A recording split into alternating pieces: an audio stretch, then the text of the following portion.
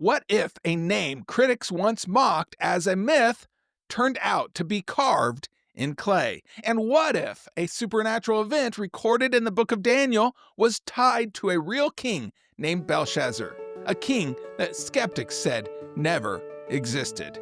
Today we journey back to the ancient city of Ur, to the base of a crumbling ziggurat, where 4 small clay cylinders silenced the critics. Stay tuned to learn more. Welcome to Faith Affirming Findings, a podcast dedicated to sharing with you the incredible discoveries from the field of biblical archaeology. These findings will strengthen your faith, affirm the historicity of Scripture, and provide you with unique insights into the culture and background of the Bible.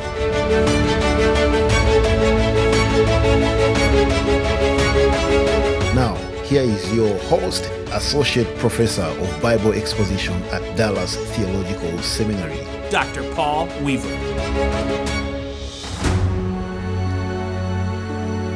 The prophetic book of Daniel tells an unforgettable story in chapter 5. A mysterious hand appears and writes on the wall, shocking a blasphemous Babylonian king named Belshazzar. But here's the twist.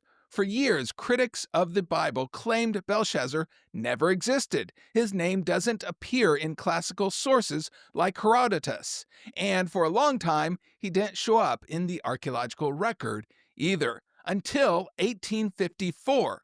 That year, a British archaeologist named John George Taylor unearthed 4 clay cylinders while excavating at a ziggurat in the ancient city of Ur in modern-day Iraq. But Taylor couldn't read the cuneiform text on them, so he showed them to someone who could, Sir Henry Rawlinson. What Rawlinson read would shake the academic world. He wrote this in a letter to Sir Henry Ellis, and I quote, "Mr. Taylor's cylinders are of great importance. They reveal the fact that Belshazzar was the eldest son of Nabonidus, and was admitted to a share of the government during his father's lifetime, thus, for the first time, enabling us to reconcile the book of Daniel with the accounts of Herodotus and Berosus." End quote. Let's take a closer look. The Nabonidus cylinder is made of clay that was hardened in an oven. It is 3.7 inches long and is 1.89 inches in diameter, in the Akkadian language using the cuneiform script, and records the building projects of King Nabonidus, the last king of the Neo-Babylonian Empire.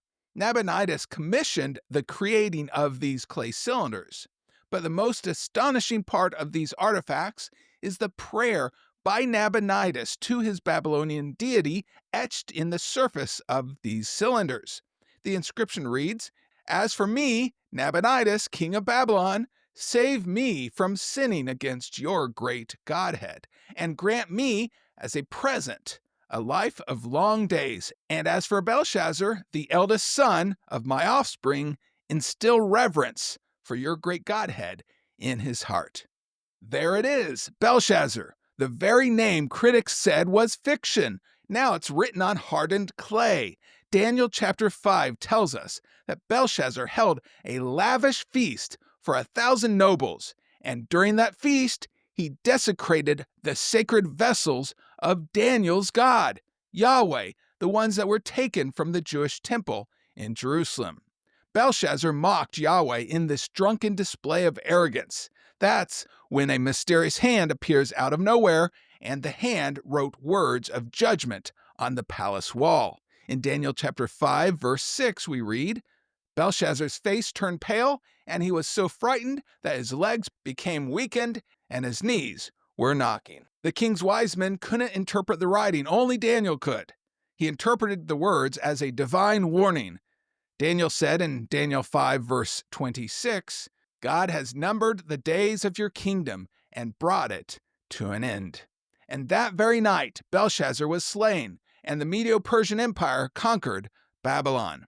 For years, critics of the Bible argued that Belshazzar was a fictitious character, just a figment of the Jewish people's imagination. But archaeology tells a different story.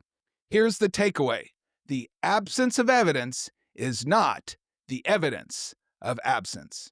Just because critics hadn't yet uncovered the name Belshazzar didn't mean the Bible was wrong.